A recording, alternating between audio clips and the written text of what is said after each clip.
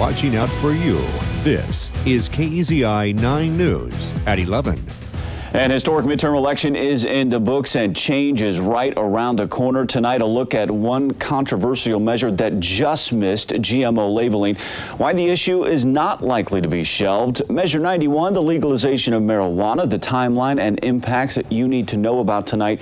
Plus, what will be changing for the Springfield School District after voters barely pushed through a bond measure that will bring massive upgrades for the district, why they finally gave their approval. Thank you for staying up with us tonight. I am Brian Richardson. Our continuing coverage of the 2014 midterm election starts tonight with the tightest race of the 7 statewide measures.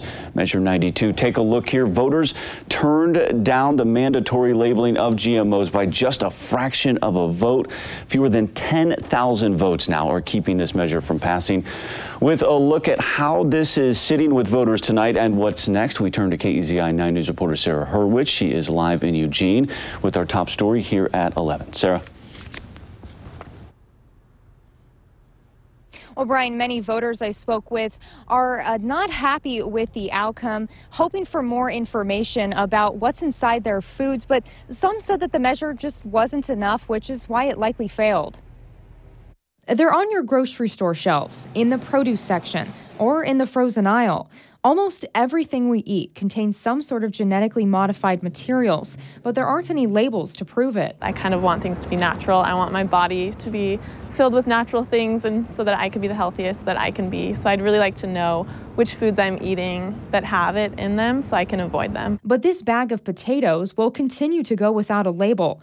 In an incredibly close margin, Oregon voters said no to Measure 92. I kind of thought it would be a pretty slam dunk no. So I was surprised that it was that close. It was a measure that divided the state, with millions of dollars pouring into both campaigns. And some farmers said the labels would be too costly, while other opponents said the measure was just written poorly. I think the biggest concern was the non-clarity. I know that was my biggest concern, not omitting some things and including other things. Voters who said no needed more information than just a label. In the nutrition facts section, they said they'd like to see which GMOs are actually in their food. But voters in favor said the measure was a step in the right direction. Some information is better than no information at this point, so I don't see the point of using that as an excuse to vote this down. And I don't think it's such a big deal to have a few extra stamps added to the packaging. And this way, if people did know, then they can make their own choice. A debate that's far from over in Oregon and across the U.S. as organizations continue to push for legislation. And while it appears that the measure has failed, those hoping that it passes are holding on to some hope. They say that the returns that continue to come in are showing a closing gap, and they're waiting for the final results. Live in Eugene, Sarah Hurwitz, KEZI 9 News.